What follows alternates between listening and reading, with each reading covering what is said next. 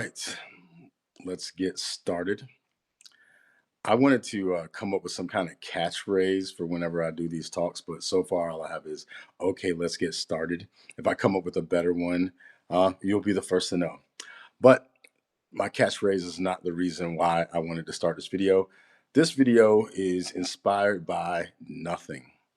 A little bit ago, I was sitting in the bathroom, splashing water on my face, and feeling a little off. And so I asked myself a question because something I do sometimes is ask myself uh, positive questions or empowering questions, such as, where's the miracle in this? Like if I'm going through something that I don't really like, I'll say, what is the miracle in this? And then my brain will start trying to figure out the miracles in this. And like 10 times out of 10, it always does. I'll come up with some way of seeing a miracle in whatever moment I'm in. When I got like so many flights canceled in a row last week when I was trying to make it to Puerto Rico, where I never made it and had to catch a Greyhound bus and all this other crazy crap to Florida and all the craziness that went along with it. I kept asking myself, where's the miracle in this? When a random lady asked me to watch her baby while she went and smoked weed, I asked myself, where's the miracle in this? This is a lady on the bus. At any rate, I kept asking myself those questions, and I continue to ask myself those questions. And the question I asked myself a few minutes ago was, what is the most powerful thing I could do or be right now? And then the word that arose in my consciousness was, be nothing. Now, being nothing doesn't normally sound very inviting, promising, aspirational, or anything like that. Like, imagine your kids come up to you or your grandkids and they say, hey, grandma or dad or mom or grandpa or whatever, guess what I want to be when I grow up? And you go, what's that, baby? And they go, nothing. I just want to be nothing. Chances are you say, ooh, don't say that. Don't say you want to be nothing. You are something. You're somebody. And you're blah, blah, blah, blah, blah. And we wouldn't tell that kid to go forth and be nothing. But then when I really didn't think about it and accepted in my consciousness that there was some invitation there was maybe some miracle there, I was reminded of the saying of Jesus where he says, of my own self, I can do nothing. And then he said that basically what he does is what God would do. And what he did was he became nothing. He became nothing so that something amazing could happen through him. And when you think of many people who come into this world and through acts of surrender to ideals that maybe transcend the circumstances that they find themselves in, to some degree, they have to become nothing so that they can surrender to everything they have to be in order to live up to that moment. And so I said, you know what? Let me be nothing. And so right now, I'm actually speaking to you as nothing as much as possible. There's a little something here, but mostly nothing. And I want to see what emerges from that awareness. Earlier today, I was in a conversation with somebody about Zen Buddhism, and he asked me, I told him my uncle was like a Roshi or something like that. I don't know a lot of information about it, but I know some. And then he said, what tradition? And I said the word that I could remember from my uncle's book, which was Shikantaza. And he said, oh, yeah, that's basically no mind. And then I remembered some conversations I had with my uncle when I was a kid where he talked about having no mind and to basically be or function from a place of no mind, function from a place of what he called wu wei, which is the doing that comes from non-doing. It's emerging from the nothingness, the stillness. And even in the Christian tradition, where we say that God made everything ex nihilo, it means from nothing.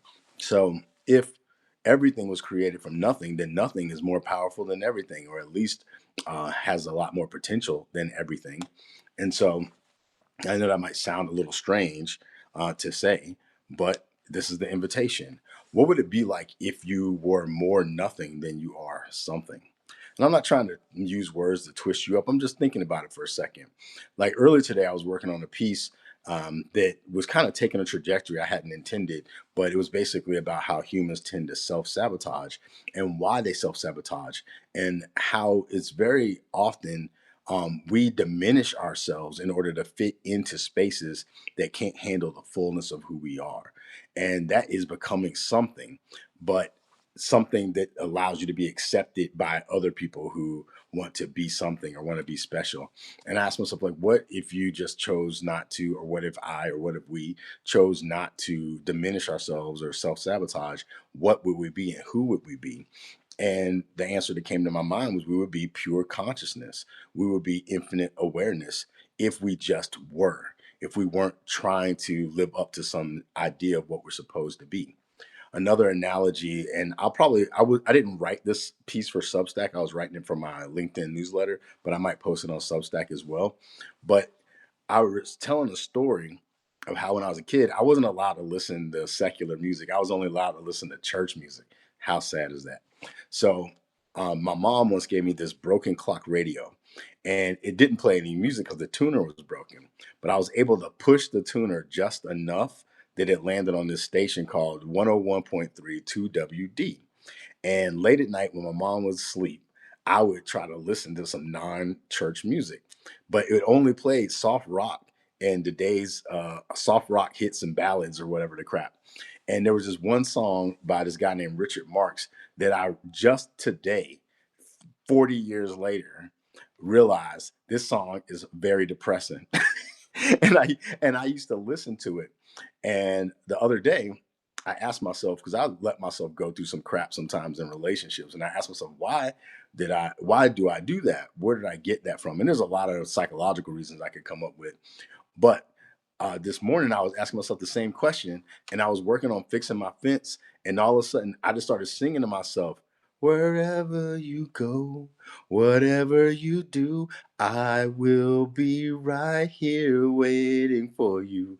And then as I thought about it, I said, "Hold on, what's the lyrics to these songs?" And this guy said, "No, whatever it takes, or how my heart breaks, I'll be right here waiting for you." And then he said, "I don't know how we can survive this romance, but if in the end I'm with you, I'll take the chance." And that made me think about my ex-wife and all the crap I went through. And I said, man, I got programmed by that song. And it was because my mind slash my radio, my receiver was tuned to one station. And I started thinking about it as a metaphor for when we become something limited in this world. It's like we all are recipients of infinite consciousness, infinite intelligence. But then we come into the world and people say, now you are programmed to be this, and they tune us to be a receiver of a certain narrative or a certain story. And then they tell us that's it. That's the only thing you can be tuned to. And then your tuner is broken, or you think your tuner is broken.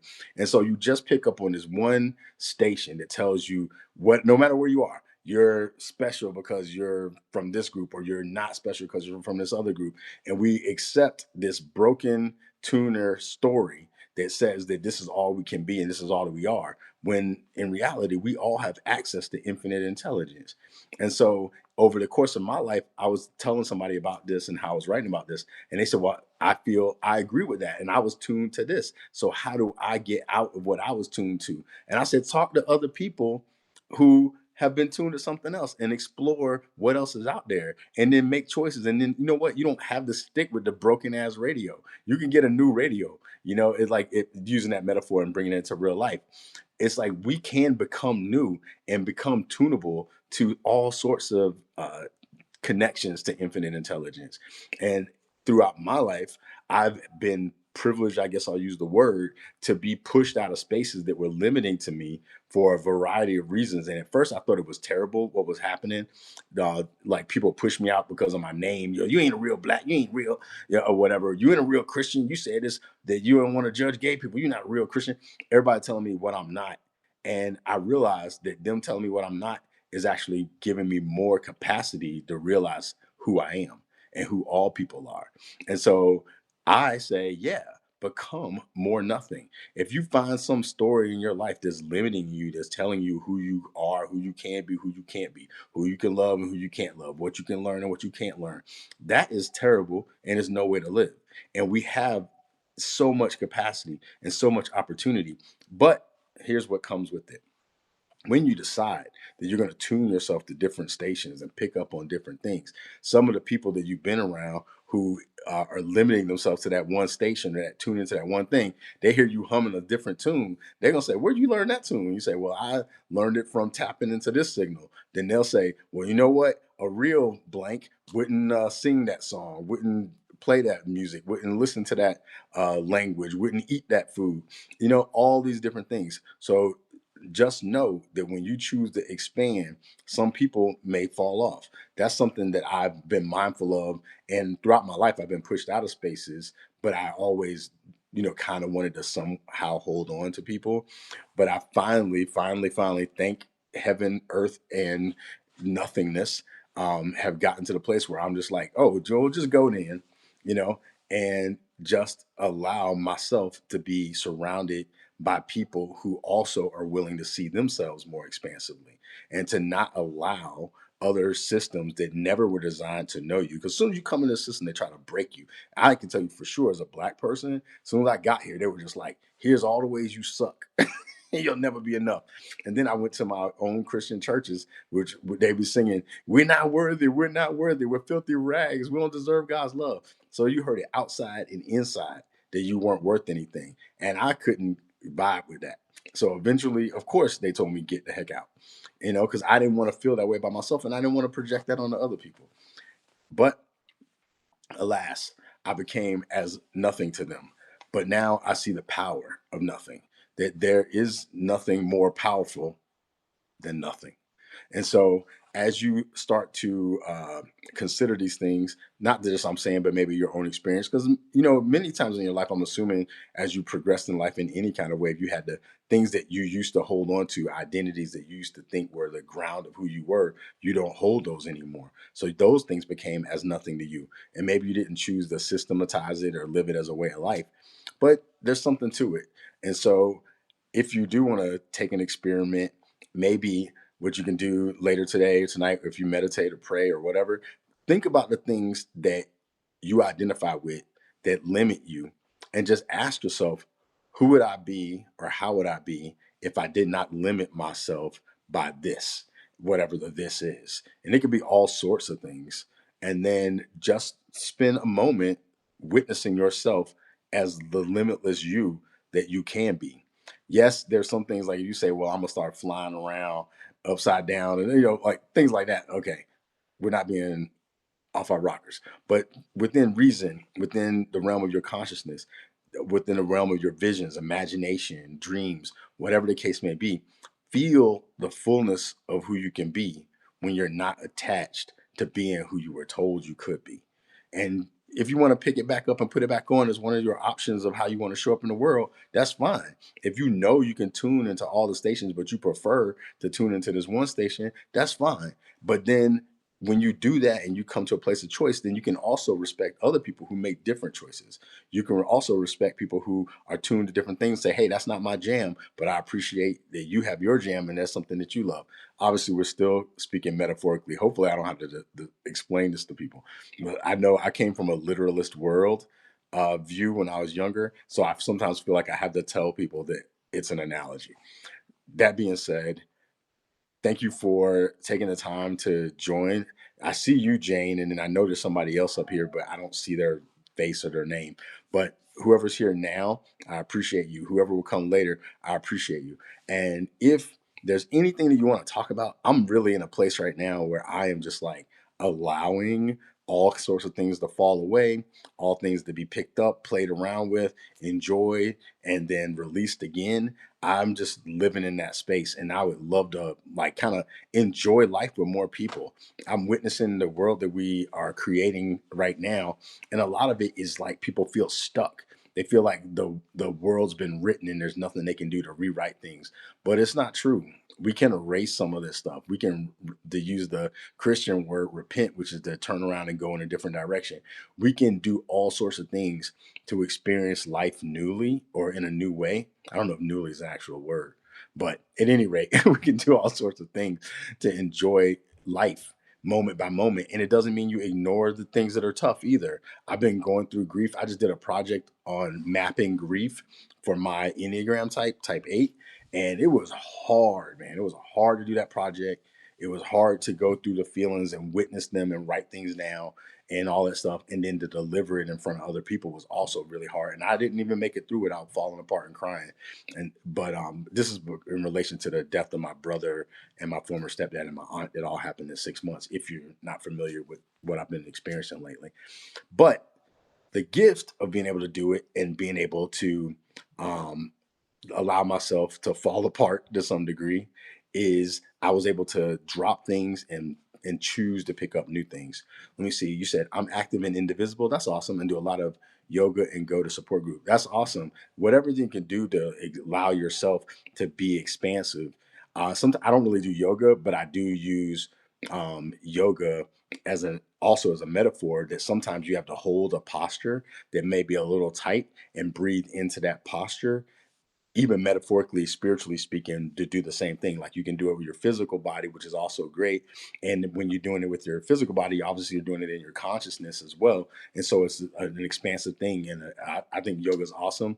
I maybe should do it more, but I do think that we can, as a metaphor, look at yoga as an idea of like holding a posture and breathing through that posture, creating more flexibility, creating more access, being more meditative in how you show up in the world, and creating more choice. So that's a beautiful thing that you're doing for yourself, and also having support group. I encourage other people to do that, to find people with whom you resonate that can help you see more of you and reflect you to you in ways that you want to be seen, whether it's aspirational or whether it's a part of what you're actively doing.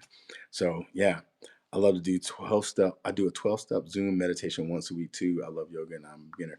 Awesome. 12 step is also awesome. Thanks, Jane. 12 step is awesome. Awesome. When I got kicked out of my church, I actually stumbled across this book called Bill Speaks, which was I did not know was the founder of the 12 step of Alcoholics Anonymous. And then I read the big book.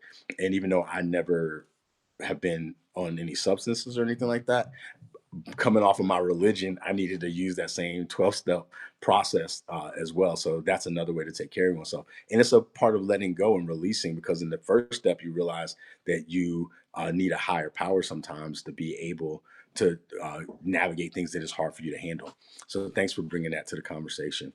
So anyway, it's almost prom season, and I got to take my kid to go look for prom dresses. So I'm going to go do that. It's not my jam, but it's a way to spend time together. And so appreciate you for being here. And let me see, last words from Jane. It helps me stay serene in the middle of this insanity. Ah, yes, the 12 steps work. I agree. That's neat. You did it. Yep. Thank you so much for being here. And again, if you want to connect on anything, please reach out. Let me know if there's things you want to talk about. I'm in a really creative mode and just kind of live in the mystery. So appreciate you. Peace.